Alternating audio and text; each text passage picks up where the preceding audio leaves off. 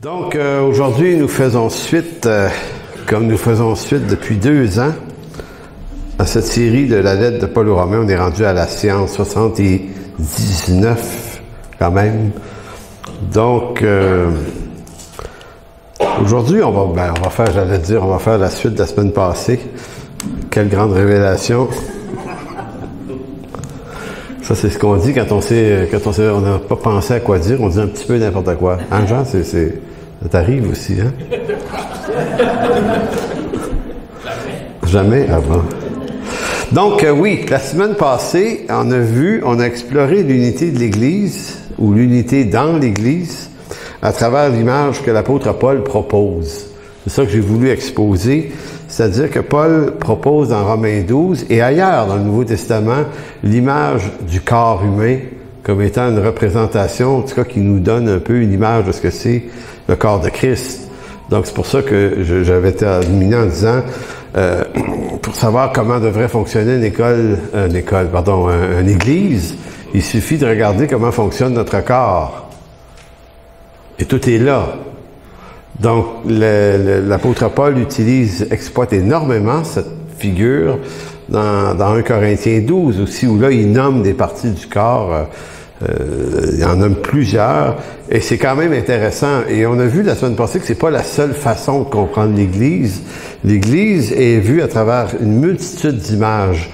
Donc, on peut pas juste en choisir une puis dire voici de quoi on va s'inspirer, parce que c'est énormément d'images différentes. Puis je pense que si on est capable de recoller ensemble toutes ces images-là, on va avoir une image beaucoup plus juste et toutes les nuances que ça implique une église. Parce que généralement, en tout cas en Occident, on a tendance à coller notre modèle sur des modèles qui sont les mêmes modèles que ce monde propose dans son type de leadership.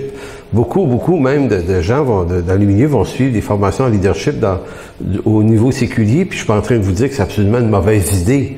Sauf qu'en même temps, ce que le séculier va nous amener, puis il peut y avoir une certaine sagesse dans ça peut nous faire dévier également de l'Église locale, parce que la différence entre une Église puis une institution civile, une entreprise, c'est que dans n'importe quelle entreprise, il y a toujours un bureau qui s'est marqué patron dessus, ou directeur, ou président, ou quelque chose. Tu sais, puis tu le vois passer, le gars, tu sais, ou la femme, tu sais. Il passe des fois là, pour aller à son bureau. Mais nous autres, la tête du corps de Christ, moi, je l'ai pas encore vu passer. Il est là. Il habite cette affaire-là, mais tu dis, OK, donc, le danger, c'est qu'on se prenne pour le boss. Quand on est pasteur, on se dit, bon, regarde, en attendant qu'il apparaisse, je m'en occupe. Et donc, non, en réalité, il faut marcher dans la foi, par la foi, dans un certain nombre de données que l'Écriture nous donne, et s'abstenir de vouloir être la tête du corps de Christ, puisque dès qu'on le fait, on fout le bordel, c'est sûr. Parce que c'est ce qu'on est. Donc, le défi, c'est comment on arrive à être capable de rencontrer nos différentes vocations, parce que c'est pas pour autant sans structure, cette affaire-là. Hein, il y a des personnes qui sont appelées à exercer des fonctions d'autorité, de direction quand même, mais tout le monde n'est pas appelé à le faire. Donc, il y a quand même un certain haut niveau de subjectivité dans ça. Parce que on peut être appelé, mais on peut se croire appelé aussi. Donc, j'ai écrit une petite phrase tout à fait étrange ici, que il n'y a rien de pire dans le corps, pour un corps humain, que quand un bras se comporte comme une jambe. Vous voyez? Donc, tout le corps est dans le trouble. Quand un bras décide de se comporter comme une jambe, ou si une jambe décide de se comporter comme un bras. Quoique des fois, on traite quelqu'un de pied, j'ai déjà entendu ça. Mais on utilise nous-mêmes énormément d'images reliées au corps, parce que c'est drôle, le corps, comment c'est fait. Mais en réalité, quand on regarde bien comme il faut, un corps, notre corps physique, là, marche harmonieusement, exactement comme le corps de Christ. D'abord, s'il est bien nourri, notre corps, il va beaucoup mieux aller. Puis le corps de Christ Une Église, si elle est bien nourrie de la parole, ben c'est déjà un élément important de la santé, mais c'est pas tout. Encore faut-il que chaque membre du corps comprenne son rôle à lui. Donc, moi, quand je parle à mes pieds, là, je leur dis, les gars, vous servez juste à marcher. Mais si vous décidez de pas marcher un matin, on va rien vivre aujourd'hui. Donc, c'est pas juste une question de savoir quelle est l'importance des membres en fonction de sa taille, parce qu'une jambe, c'est quand même gros, là. Ça, c'est peut-être un des membres les plus imposants, mais une jambe, ça pense pas. Ça voit pas, puis ça entend pas. Donc, la jambe, elle, ce qui lui dit qu'elle doit se rendre dans une direction, c'est un autre membre qui lui donne l'information. Puis c'est parce qu'on voit que les jambes savent où aller, puis il y a une coordination complètement dont on n'est pas tout à fait conscient. Parce que vous essayerez ça tout à l'heure, mais vous quittez l'Église, vous allez vous demander, en vous levant, s'il faut vous vous donner un ordre à vous-même de vous lever. Tu sais, vous allez vous lever. Et là, vous partirez pas à marcher en disant « Vas-y, ma droite ». Puis après ça, là, c'est au tour, t'as ton tour, la gauche. Ah oui, la gauche, c'est là. C'est à l'envers. Tu sais, on n'est pas en train de gérer ça au pas. Puis là, attention, il y a des escaliers, garde, tu vas la poigner de la jambe droite, cet escalier-là, puis tu sais, c'est comme... Puis là, dire à ton bras, hey, gars, ramasse la rampe qui est là. Tu sais, on est... Hey, ça serait fou, ça. Je veux dire, tu dis, je pense que je vais rester couché, c'est bien trop compliqué. Donc, il y a une coordination qui est là, qui se fait tout seul, et c'est la tête qui gère ça, puis ça y va tout seul. Puis il y a quelque chose de béni dans ça, parce que si Christ est la tête, ben c'est lui, c'est de lui qu'on tient tout le mouvement et l'être et la coordination. Donc, comme Église, on devrait essayer de viser cette espèce d'harmonie pas compliquée. Chaque membre entre dans son rôle et pas en train de se demander « Ouais, mais moi, mon rôle, moi, j'aurais aimé mieux être un œil, tu sais. Je trouve ça plate d'être un nez. Je suis obligé de me farcir les odeurs. Des fois, c'est le fun avant le souper, mais tu sais. Vous voyez, c'est comme si tu dis « Non, regarde, moi, je suis un nez, là, puis je vais être le meilleur nez possible. » Parce que le corps a besoin que le nez soit en forme, puis les oreilles, puis les yeux. Donc, la semaine passée, on a vu ça, puis on a poussé un peu la comparaison à montrer que j'ai lu un texte qui venait d'un site scientifique où un homme racontait comment fonctionnait le cerveau, puis j'avais trouvé ça très amusant de savoir qu'on a 3 cerveaux, en fait, puis si Christ est la tête, puis la Trinité, c'est 3 personnes, ben, il y avait comme une espèce d'image très, très intéressante qu'il faut pas pousser à la limite, là, plus, il faut pas en abuser de ce genre d'image-là, parce que c'est juste intéressant et amusant, mais néanmoins, c'est intéressant quand même de savoir que ces 3 cerveaux-là se coordonnent parfaitement ensemble. Les 2 peuvent pas se passer du 3e, mais en même temps, ils font pas la même chose. Puis il y a dans l'œuvre trinitaire quelque chose qui est semblable quand on se met à s'intéresser à la doctrine de Dieu, puis qu'on voit que Jésus a dit à ses apôtres, « Il vous est avantageux que je parte. » afin que le Saint-Esprit vous soit envoyé. Puis là, nous, si on avait été là, on aurait pensé comme les apôtres, ben non, pars pas, c'est correct avec toi, on va le faire avec toi. Il dit, non, pour que ça marche, faut que je parte. Faut que je meure, faut que je ressuscite, puis il faut qu'il y ait une ascension, puis il faut que je sois glorifié, parce que c'est à travers ce geste-là, cette mission, que l'Esprit va vous être envoyé après. Donc, c'est comme... C'est mêlant, la Trinité, puis on se dit, coudonc, c'est-tu le Père, le Fils ou le Saint-Esprit qui m'habite? Ben, c'est les 3. Mais en même temps, est-ce qu'on est plus dans l'ère où la nouvelle naissance est une naissance de l'Esprit? Oui. Mais en même temps, le Seigneur va dire dans Jean 10, mais je suis avec vous jusqu'à la fin du monde. C'est Jean 6, Jean 10 aussi. Donc, c'est ça. Donc, relisons encore Romains chapitre 12, versets 3 à 8, qui dit « Par la grâce qui m'a été donnée ». Et là, on va s'intéresser à ce verset-là en particulier. « Par la grâce qui m'a été donnée, je dis à chacun de vous de n'avoir pas de lui-même une trop haute opinion, mais de revêtir des sentiments modestes selon la mesure de foi que Dieu a départie à chacun. Il faut retenir également cet autre bout-là, selon la mesure de foi que Dieu a départie à chacun. Donc, Paul dit pas selon la foi identique et égale que Dieu a donnée également à tous.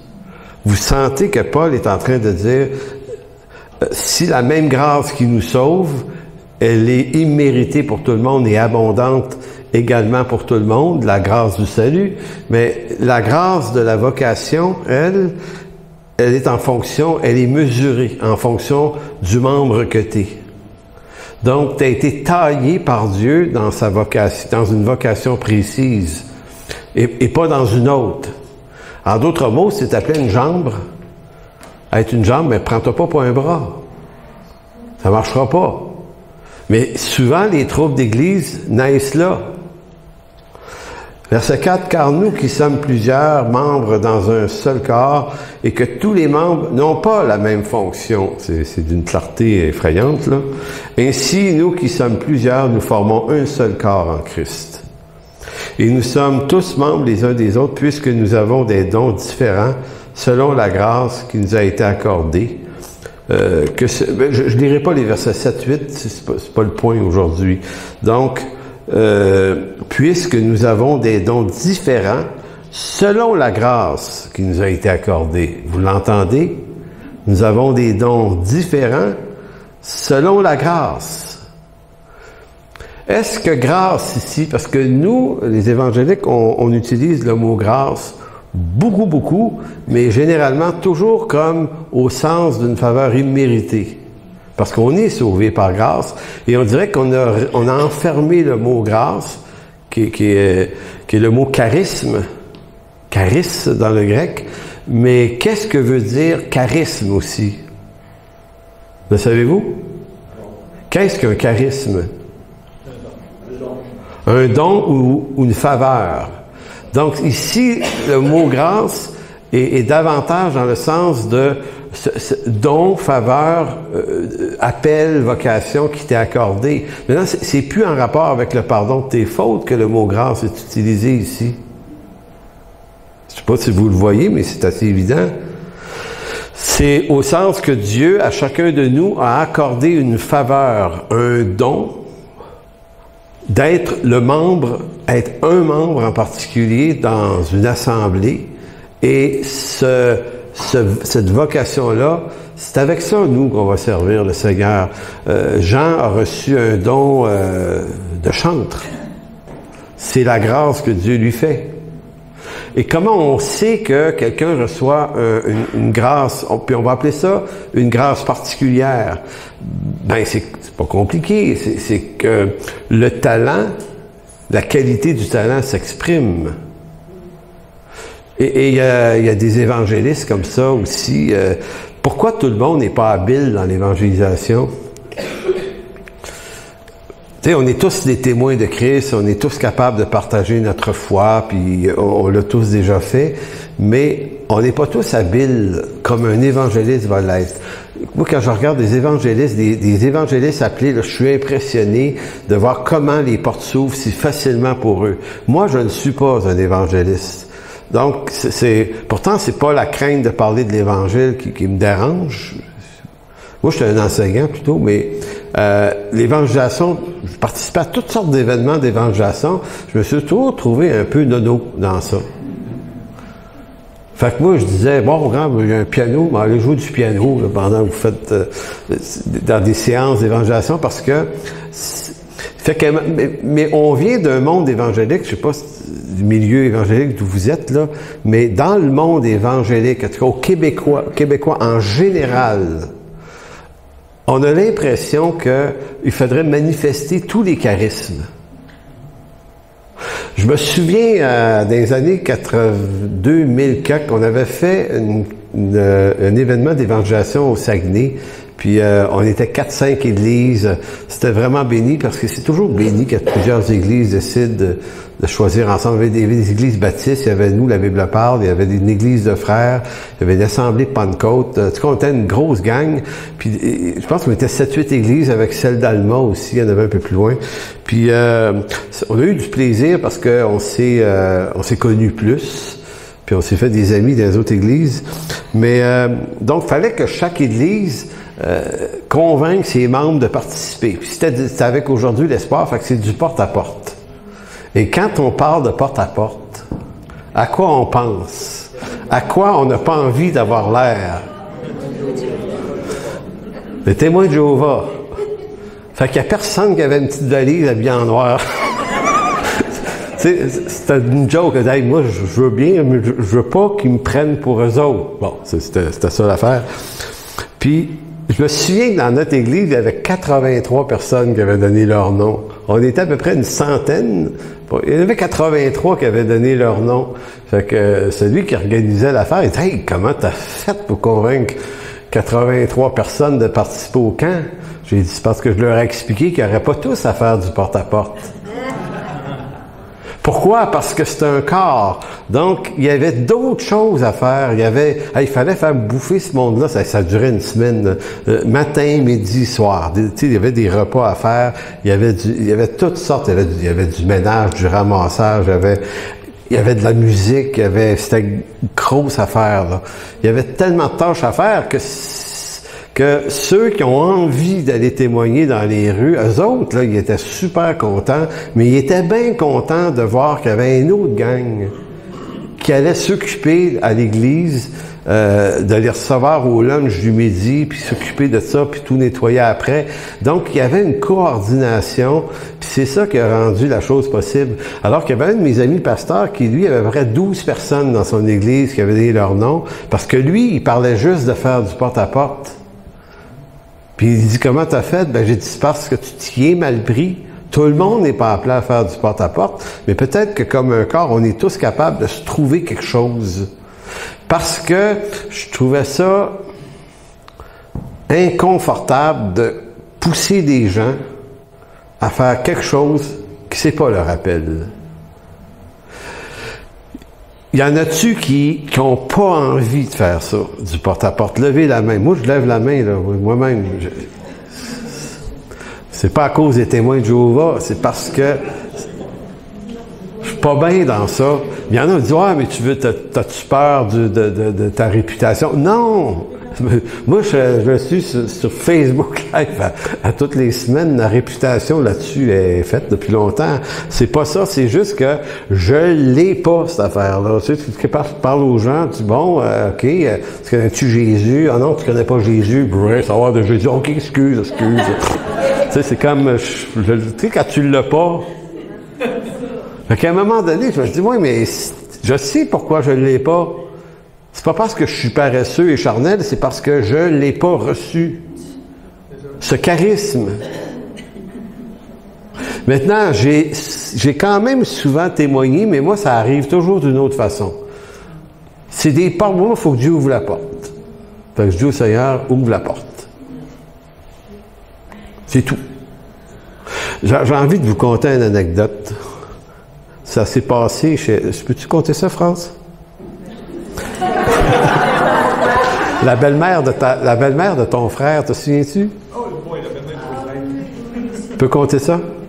Bon, écoutez, dans le temps des fêtes, on soupe en famille, hein, on a famille, va souper chez le beau-frère, puis France, elle a un frère, c'est bien sympathique d'ailleurs, Serge et sa femme, et puis on va là, nous autres, une année c'est chez nous, une année c'est chez eux. Fait que, bref, il y a à peu près 7-8 ans de ça. On va là, on se dit, ah ben, regarde, ce serait peut-être une occasion. Puis moi, je trouve ça intéressant et important de saisir les occasions. Mais on n'est pas des évangélistes, France et moi. Fait qu'on se dit, bon, fait que moi, je dis à France, ben, regarde, c'est pas compliqué. On va remettre ça au Seigneur. Puis on va lui demander qu'il ouvre une porte. Parce que moi, un coup que la porte est ouverte, je suis dur à arrêter un petit peu, même à la limite. Mais je suis pas pour ouvrir la porte. Bref, on est là. Et là, c'était tellement drôle. il y avait toutes sortes de monde, parce qu'il y avait la famille, mais il y avait des amis qui étaient là, il y avait des avocats, toutes sortes de monde, tu sais, qui étaient là. C'était une petite gang, puis du monde qu'on connaissait pas nécessairement, tu sais. Et bref, à un moment donné, on s'assoit pour le souper de Noël, et la belle-mère de mon beau-frère, qu'on connaît, Clémence, qu'elle s'appelle, elle est catholique, mais la plupart des gens qui sont là sont pas croyants. Donc, mais elle, une catholique, pas croix. Elle a dit, oh, un instant, avant de manger. Elle dit, on a un pasteur ici. Elle dit, tu pourrais-tu faire les grâces? Et là, moi, je suis comme, ouais. Fait que là, tu sais, quand il n'y a pas de croyants beaucoup autour de la table, tout le monde te regarde en voulant dire, qu'est-ce que c'est ça? Ouais, fais ça vite. C'est vrai que j'étais comme, hey, Clémence, ça me lance dans quelque chose. Puis je la connaissais bien, cette dame-là, là, mais je dis, OK. Fait que moi, je regarde mon beau-frère. On est chez eux, tu sais, lui, il me fait signe, oui, parce que lui, il est quand même assez croyant, Serge, puis il n'est pas dérangé par ça du tout. Fait que je rends grâce. Puis tu sais, les incroyants, ils savent pas comment se placer, hein. C'est comme... C'était drôle. Alors, j'ai rendu grâce, puis au bout d'une demi-heure, on a mangé, là.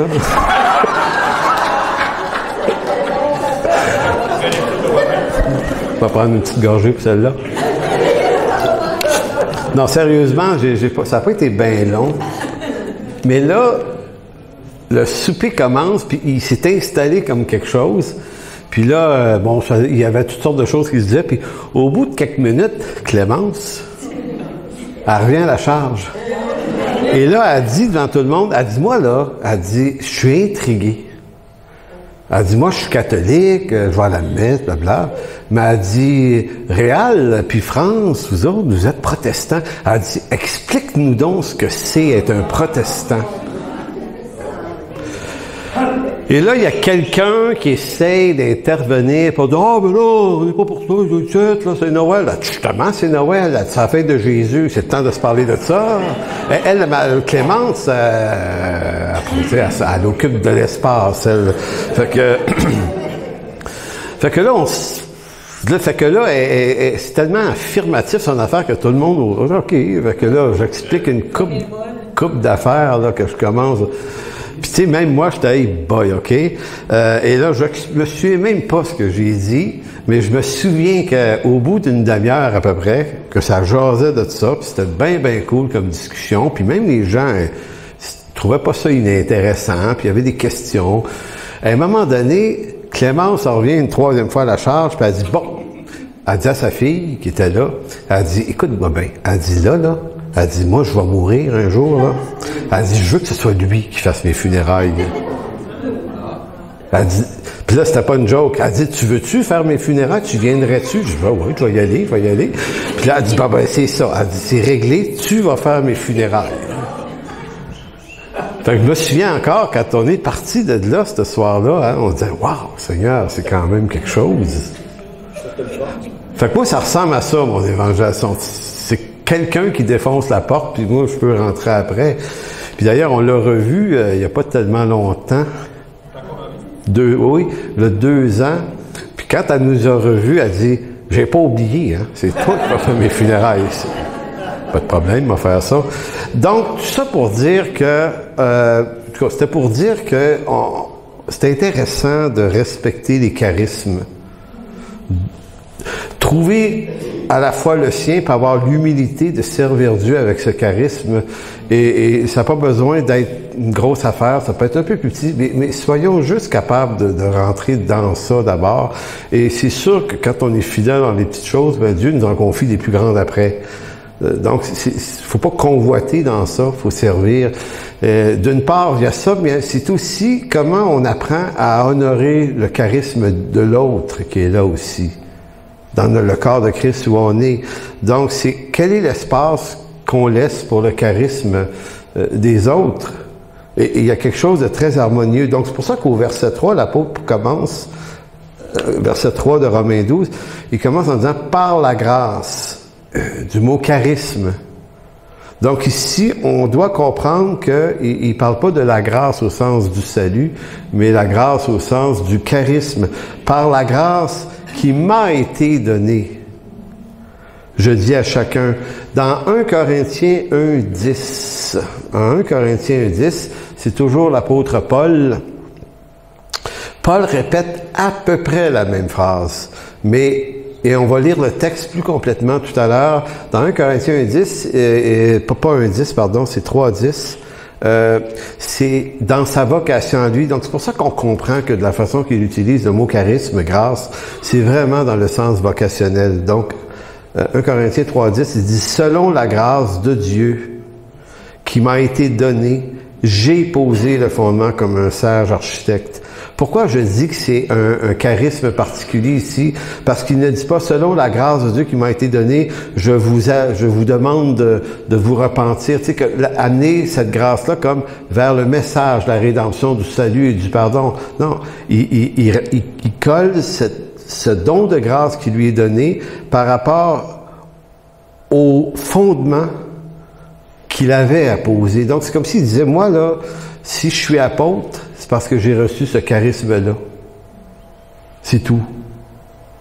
Donc, c'est fort intéressant de le voir. Donc, cette phrase doublement répétée, donc en 1 Corinthiens 3,10 et Romains 12,3, est répétée 2 fois dans la lettre, nous montre que dans l'esprit de l'apôtre Paul, ce qui importe n'est pas la quantité de choses que nous accomplissons pour Dieu, mais d'avoir su reconnaître la grâce particulière qu'il nous accorde pour servir dans son corps.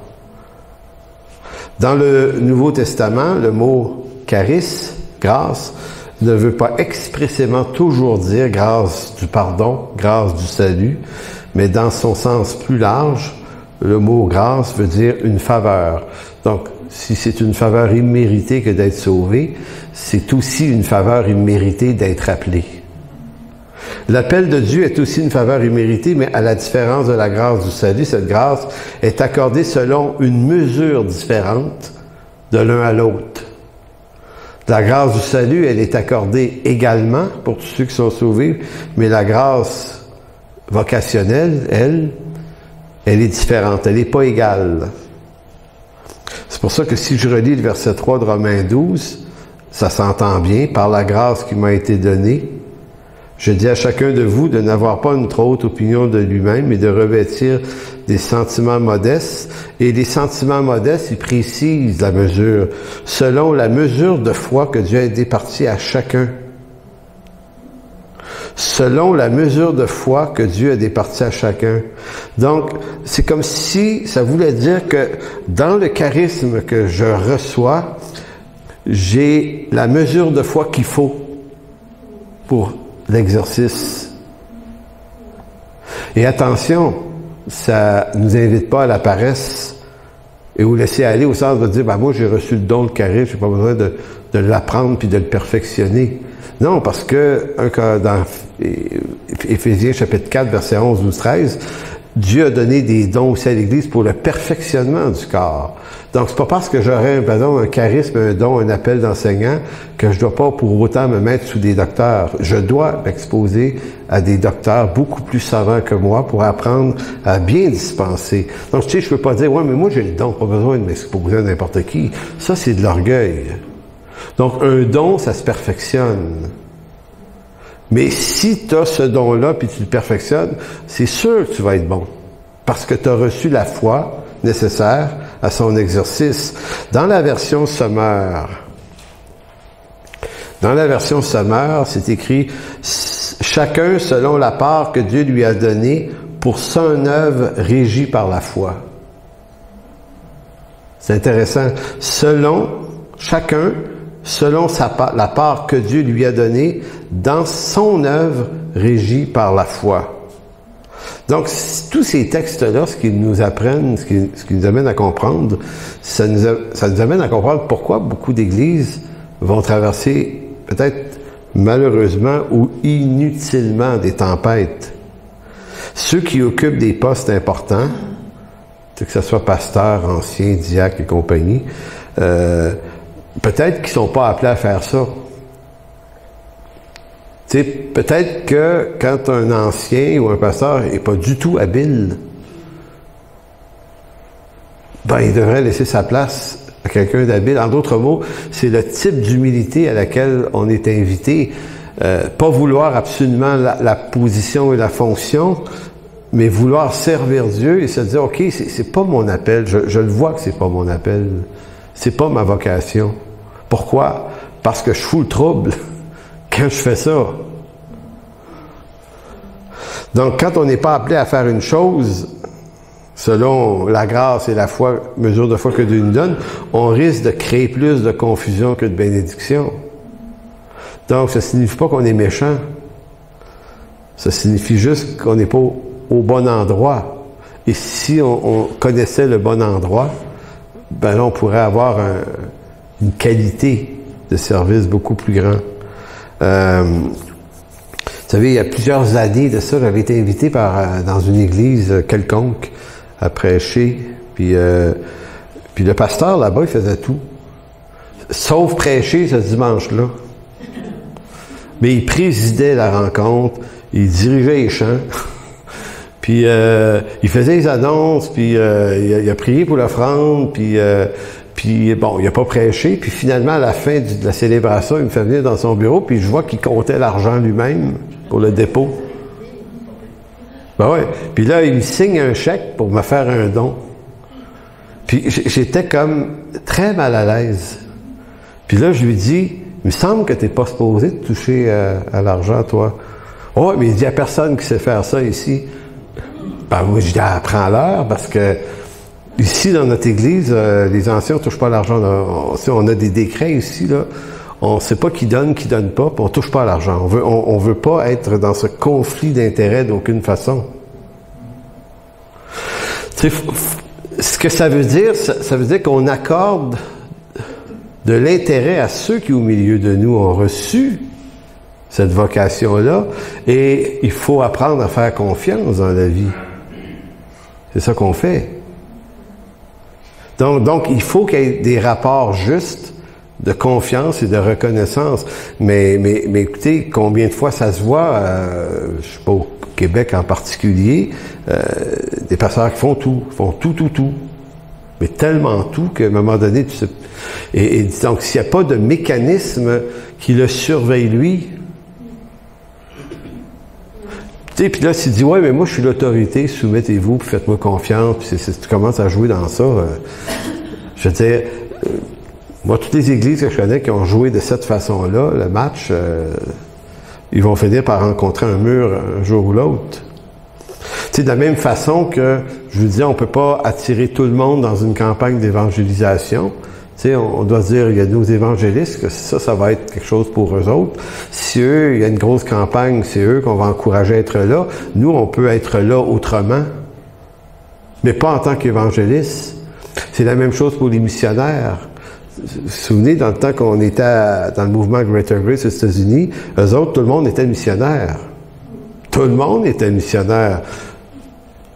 Ça faisait que les gens qui ne sentaient pas ça, la fibre missionnaire, qu'est-ce que ça créait comme effet dans leur cœur? Ça créait de la culpabilité et du malaise. Fait qu'il fallait être missionnaire. Puis moi, je me souviens des années 90, c'est là que j'ai commencé à voyager en Afrique. Puis on allait dans le réseau de ces églises-là. Puis en passant, il y avait des sacrées bonnes églises qui ont fait, là, je suis pas en train de dire qu'ils n'ont pas fait du bon travail, là, parce que j'étais bien impressionné. Sauf que dans les missionnaires américains, surtout, qui étaient là, il y en a que tu voyais au bout de 24 heures à passer du temps qu'eux autres, que c'était pas leur place. Là, pourquoi ils étaient là? Ben parce que dans notre mouvement, il faut y aller, go, go, go. Fait qu'on n'était pas en train de se demander si c'est... On n'était pas en train de former le disciple dans la vocation qui est sienne, mais dans la vocation qu'on veut qu'il soit. Puis il y avait un pasteur que j'ai rencontré au Ghana, Accra, au Ghana. C'est une autre anecdote assez amusante. On arrive chez lui, puis il n'est pas là. Sa femme m'a dit, ah, je vais l'appeler. Fait que peut-on qu'il s'appelle Georges, là? Georges.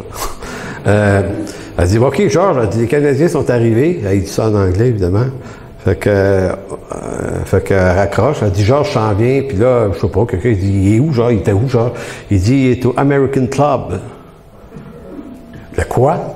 Elle dit, il y a un American Club ici. J'ai dit, c'est quoi ça? Puis, l'American Club, c'est qu'il y a beaucoup d'Américains au Ghana. Beaucoup de travailleurs américains dans ce coin-là. Et les États-Unis ont bâti un compound US. C'est des murs très, très hauts. Puis il y a un terrain de baseball là-dedans. Puis c'est comme les États-Unis sur un énorme terrain emmuré. Fait que quand tu rentres là, tu es aux États-Unis. Je pense qu'il y avait un McDonald's en place. Fait qu'elle dit, il est là. Je dis, OK. Fait qu'il s'en vient, il vient nous rejoindre, puis là, on jase avec, puis c'est bien sympathique, le gars. Puis on a rapidement décelé que c'est pas qu'il était pas content de nous voir, mais c'est comme s'il était pas heureux. Fait qu'on a passé une journée ou deux avec lui, puis quand on a quitté cet endroit-là, il est sorti en même temps que nous autres. Puis il s'en allait au American Club. Oui, et moi, j'étais comme troublé parce que c'était un chic type en passant. Puis 6 mois plus tard, j'étais aux États-Unis dans une convention, puis il est là, il est aux États-Unis, puis je le vois dans son auto avec des boîtes qui sortaient ça de son auto. Fait que je vais le voir, tu sais, j'ose avec, hey, t'es là, ouais. Puis là, il me dit, j'y retourne pas là-bas, tu sais. Puis, tu sais, il est très humble, le gars, il dit, je suis pas heureux quand je fais ça. Pourtant, tout nous dit ici qu'on devrait être des missionnaires, mais il dit, j'en suis pas un. Fait qu'il dit, je reviens ici, puis je vais trouver. Puis j'avais trouvé ça vraiment béni. Tu sais, que lui... Puis j'ai vu d'autres mondes comme ça, là, revenir la tête basse, puis avoir l'impression qu'ils ont échoué, puis que c'est tout croche leur affaire, alors que si on les avait aidés à trouver leur appel, plutôt que de vouloir les convaincre d'un appel qu'ils n'ont pas. Donc, c'est pour ça que je dis souvent ça, on dirait qu'on est dans un monde occidental, on est dans un monde industriel qui fabrique des objets à la chaîne. On dirait que l'Église fabrique ses disciples de la même façon. On veut tout du monde caser pareil, de la même façon, qui parle pareil, qui pense les mêmes affaires, puis qui vont faire les mêmes types d'activités. Donc, il y a quelque chose à revoir là-dessus.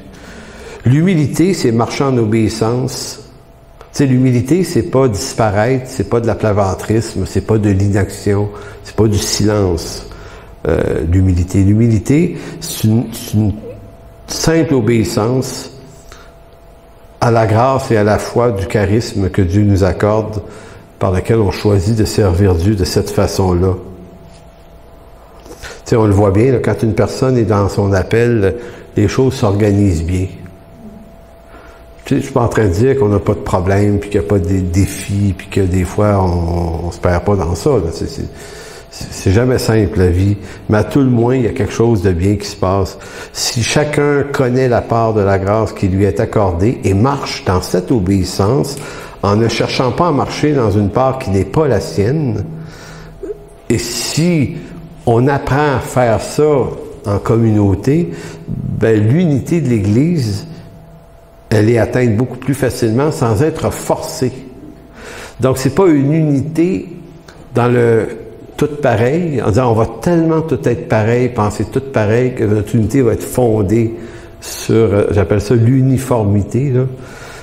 Non, l'unité, c'est pas de l'uniformité. L'unité, c'est de la complémentarité. On se complète l'un l'autre. Je vais aller dans la dernière partie de ce message. J'ai été fasciné par la façon avec laquelle Paul se regardait lui-même. Parce que Paul est apôtre de Jésus-Christ. Et il a dû défendre son apostolat quelquefois parce que certains ne le voyaient pas comme dans les 12 premiers. Mais il était pourtant appelé apôtre. Et comment on sait que l'apôtre a été, Paul était vraiment un apôtre? Ben, c'est pas juste parce qu'il prétend avoir eu cet appel, parce que prétendre être appelé à quelque chose, c'est facile. Mais c'est parce qu'il a posé des actes apostoliques avec succès. Le nombre d'églises. Parce que c'est ça, un apôtre, c'est un implanteur d'évangile. C'est ça qu'ont fait les apôtres. Écoutez, l'apôtre Paul, là, quand vous regardez ces 3 voyages, là, c'est extraordinaire comment Dieu, partout où Paul posait le pied, il se passait de quoi tout le temps. Puis des fois, il se faisait lapider. Fait que c'est pas parce que tu as un appel que tu n'auras pas une roche dans le front de temps en temps. C'est pas ça qui détermine que tu es appelé ou pas. C'est que de toute façon, même quand ça finissait mal, il se passait quelque chose de bien. Tu sais, Philippe, il s'est retrouvé en prison, battu de verge, mais il y a eu une église à Philippe. Puis partout où il est allé, où Dieu l'appelait. Donc, on sait que l'apôtre Paul est un apôtre parce que son apostolat a été une aventure de succès. Et on parle pas ici, j'ai de la difficulté avec ce mot-là, succès, parce que je sais qu'on l'entend dans le mode artistique ici, là. Le succès de Paul, d'avoir de lui-même rayonné tant que ça, mais c'est d'avoir fait rayonner l'évangile de Jésus-Christ. De telle sorte que l'Empire romain a été bouleversé par un homme, Paul. Parce que les autres apôtres sont surtout restés dans les régions juives. Mais lui a ouvert l'Évangile chez les païens. Écoutez, pouvez-vous croire là, qu'un siècle plus tard, là, puis même 3 siècles plus tard, 324, 325, là, l'Empire romain là, est devenu chrétien. Bon, c'est un grand mot, là. Mais officiellement, là, le christianisme avait tellement avancé que les Romains ont été obligés de reconnaître la liberté de croyance au christianisme. Un homme. C'est quand même quelque chose. Il y eut, comme la chanson disait, il y eut un homme dans ce cas-là, ben, c'est Paul. Donc, quelqu'un qui saisit bien sa vocation et qui en convoite pas d'autres, mais qui décide, moi c'est ça, là, mais ça là, je vais le faire. Je vais le faire avec toute ma passion. Je vais le faire avec zèle. Je vais perfectionner ça. Donc, même l'apôtre Paul ne se considère pas comme dans une classe à part, comme s'il transcendait le système des appels de Dieu dans l'Église, au nom de son apostolat. Lui-même, vous allez voir dans le texte qu'on va lire, lui-même se décrit comme un maillon parmi tant d'autres. Parce que c'est facile de penser que si on est à l'origine de quelque chose, cette chose-là a donc une redevabilité à soi. Grand problème aussi dans le christianisme. Tu sais, il y a beaucoup de grandes églises aux États-Unis que le pasteur va donner ça à son fils. Puis peut-être que le fils est appelé en passant, mais généralement, ça t'appartient pas, une église. Même si tu l'as fondée, c'est pas à toi cette affaire-là, c'est à Jésus-Christ, c'est lui qui est la tête. Donc c'est quelque chose d'autre qui doit désigner qui va être là, et non pas toi-même. Puis moi, j'ai vu en Afrique encore là des troubles dans des églises qu'on a voulu aider, que c'était exactement ça le problème. Un pasteur voulait, très malade, a voulu donner ça à son fils. Puis nous autres, on était impliqués dans un soutien avec eux autres. Puis on était obligé de lui expliquer que son fils n'avait pas la vocation. Mais il y avait un autre ancien qui était vraiment à la hauteur. Mais pourquoi il voulait donner ça à son fils? C'est toujours une question de contrôle. C'est ça la raison. L'héritage aussi, il y a du financement dans ça. Donc on essaie de garder la mainmise. Et tant qu'on fonctionne comme ça, on est en train de se dire qu'on marche pas par la foi, en faisant confiance au Seigneur, mais on saisit les choses. Donc, aller dans 1 Corinthiens 3, 4 à 11,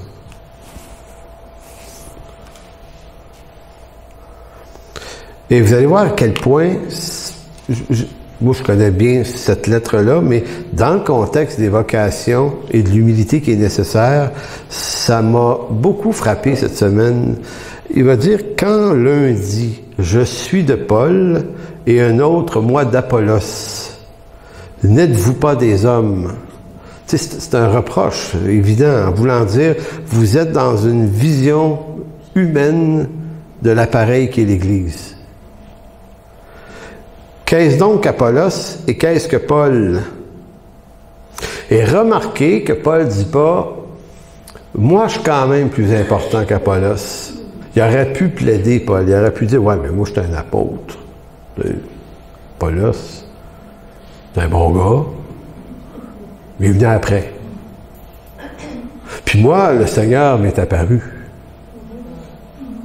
Chemin de Damas.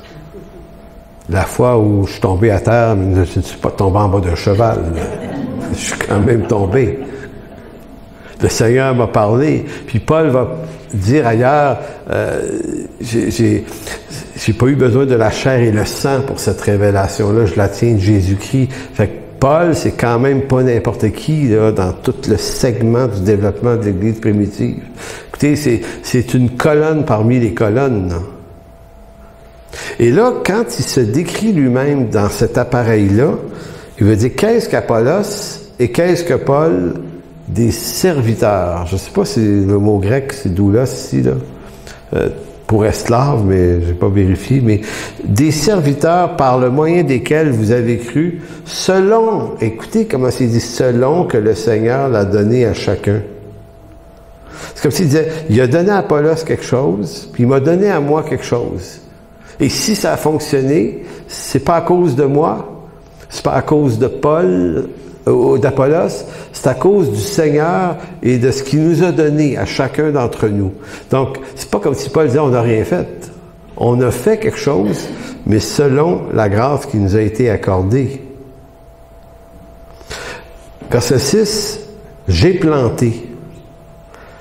Apollos a arrosé, mais Dieu a fait croître. Je veux juste vous faire réaliser que ça prenait de l'humilité pour l'apôtre Paul de dire ça. Il aurait pu dire, ouais, mais c'est quand même moi le Père, parce qu'ailleurs, il va être obligé d'affirmer sa paternité sur une certaine œuvre, d'ailleurs aux Corinthiens aussi. Mais l'apôtre Paul, c'est un homme humble aussi. J'ai planté, Apollos a arrosé, mais c'est Dieu qui a fait croître, en sorte que ce n'est pas celui qui plante, qui est quelque chose, donc c'est lui qui plante, ça. C'est ce qu'il avait dit. Bon, mais c'est pas moi qui ai quelque chose, ni Apollos qui arrose, mais c'est Dieu qui fait croître. Donc, on voit que Paul, malgré l'importance de son appel et de son apostolat, il est capable de se garder sur le niveau du serviteur. Verset 8, celui qui plante et celui qui arrose sont égaux. Et chacun recevra sa propre récompense selon son propre travail. Car nous sommes ouvriers avec Dieu, vous êtes le champ de Dieu, l'édifice de Dieu. Selon la grâce de Dieu qui m'a été donnée, je vous disais tout à l'heure, même phrase qu'en Romains 12.3. Selon la grâce de Dieu qui m'a été donnée, j'ai posé le fondement comme un sage architecte et un autre a bâti dessus. Mais que chacun prenne garde à la manière dont il bâtit dessus, car personne ne peut poser un autre fondement que celui qui a été posé, savoir Jésus-Christ. Donc, vous voyez l'expression de son humilité, qui n'est pas en train de vouloir dominer, mais il est juste en train d'expliquer sa fonction, son charisme à lui. Le verset 10, selon la grâce de Dieu qui m'a été donnée, dans la version Sommeur, c'est rendu d'une façon plus claire. Il dit « conformément à la mission que Dieu, dans sa grâce, m'a confiée ». Donc c'est une grâce, c'est une faveur imméritée d'avoir reçu cette mission. Donc c'est pour ça que l'apôtre Paul leur reproche en commençant le texte, il dit, c'est comme s'il disait, n'êtes-vous pas que des hommes si votre vision de l'Église se limite encore à un jeu de compétition? Conclusion. Je vais vous lire le Éphésiens chapitre 4, 15 et 16. D'abord dans la version second, traditionnelle qu'on connaît. Et ensuite, dans la version sommaire. C'est intentionnel de le lire dans les deux versions parce que j'aime ça lire ma Bible des fois, puis aller vérifier un verset ou un texte, puis d'aller le lire dans 3 ou 4 versions pour essayer d'en saisir tout le jus là, qu'il peut avoir dedans. Donc, Éphésiens 4.15, c'était juste avant le verset 11, où il disait qu'il a été donné à l'Église des apôtres, des prophètes, des pasteurs, des docteurs, des évangélistes pour pour l'édification du corps de Christ et tout ça. Puis plus loin au verset 15, mais que professant la vérité dans la charité, nous croissions. Et ici, vous avez un duo, là, vérité-charité. Charité, agapé, amour, agapé, là, ici. Vous savez, la vérité sans l'amour, ça devient un discours radical. Puis l'amour sans la vérité, c'est de l'humanisme. Mais la vérité, dans la charité, c'est une chimie. Et voyez-vous, c'est ça, là. Comment on fait là, pour être capable de se maintenir dans la vérité, mais sans que ça manque d'amour? Et comment on fait pour pas... Parce que c'est un autre mouvement dans le monde évangélique où tout est amour. C'est amour, il faut aimer. Puis donc, reprendre quelqu'un, c'est un manque d'amour, alors que Paul disait, ben non, reprendre quelqu'un, c'est une forme d'amour aussi. Et t'amasser quelqu'un pour le perdre, mais en lui disant la vérité. Donc, si l'amour nous amène à jamais plus rien dire, ben ça s'appelle pas de l'amour, ça. C'est presque une forme de lâcheté aussi. Mais c'est dur à mesurer, là, savoir jusqu'à où ça commence, jusqu'à où ça finisse. Mais c'est quand même intéressant. C'est que les dons, les appels que Dieu a donnés à l'Église, c'est en vue de ça. Donc, que professant la vérité dans la charité, nous croissions. Le mot croissance, l'Église, la croissance de l'Église, nous croissons tout égard en celui qui est le chef. C'est de lui, donc Jésus, et grâce à tous les liens de son assistance, que tout le corps bien coordonné forme un solide assemblage, tire son accroissement. Encore le mot croissance. Tire son accroissement selon la force qui convient à chacune de ses parties. Et s'édifie lui-même dans la charité. Chacune de ses parties. C'est encore ici, donc en d'autres mots, Paul redit en quelque sorte ce qu'il disait aux Corinthiens dans 1 Corinthiens 3, puis c'est un peu quelque chose de semblable à Romains 3. Il y a encore ici différentes parties. Le mot édifier, là, veut dire se construire ensemble. Et dans la charité, dans l'amour agapé, l'amour fraternel. Donc, en conclusion, je relis ça, même texte, mais dans la version sommaire, qui dit, verset 15, « Au contraire, en exprimant la vérité dans l'amour, nous grandirons à tous égards vers celui qui est la tête, le Christ. C'est de lui que le corps tout entier tire sa croissance, pour s'affermir dans l'amour, sa cohésion et sa forte unité lui venant de toutes les articulations dont il est pourvu pour assurer l'activité attribuée à chacune de ses parties. » C'est riche. C'est vraiment riche.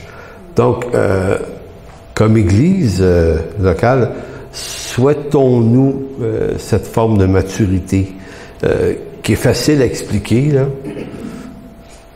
Mais c'est une autre histoire d'en faire une application parce qu'on est des auditeurs oublieux. Puis moi, je vous encourage cette semaine, si vous voulez, parce que ça se vit partout, là. C'est pas juste on va être bête et méchant partout, sauf à l'Église, on va appliquer ça. C'est une manière de vivre, ça. C'est vrai avec nos enfants, puis nos conjoints, puis les gens au travail, puis les voisins, puis il y a une posture dans ça qui est de la plus grande importance. Parce que c'est quand même important de se souvenir que Christ dit à l'amour là, que vous avez les uns pour les autres, c'est à ceci qu'ils reconnaîtront que vous êtes mes disciples. Amen. Alors, merci, Père, de bénir aujourd'hui ta parole, encore une fois. Seigneur, on veut bénir et te rendre grâce pour cette liberté qui est nôtre ici, dans ce pays. Seigneur, on peut se réunir librement. On peut se parler de ta parole, on peut se parler de toi, on peut dire plein de choses, on peut le dire sur des réseaux sociaux, donc sur l'espace public, sans craindre rien, Seigneur. Et peut-être que cette liberté, on va la perdre un jour. Mais Seigneur, si on perd des libertés, on ne perd jamais, jamais ton autorité et ta puissance. Toi, Seigneur, les besoins qui nous sont donnés aujourd'hui, tu n'en as pas eu besoin pendant 19 siècles pour répandre ton évangile. Alors, Seigneur, tu seras toujours le Dieu tout-puissant et créatif qui va rendre possible la croissance de ton Église à travers ce monde. Alors, merci, Père, de nous donner, entre-temps, de manière terrestre, cette sagesse et cette douceur devant toi, afin que ton Évangile avance et qu'on ne soit pas un moyen un entrave à cet Évangile, mais qu'on soit une bénédiction les uns pour les autres. Alors, merci, dans le précieux nom de Jésus. Amen.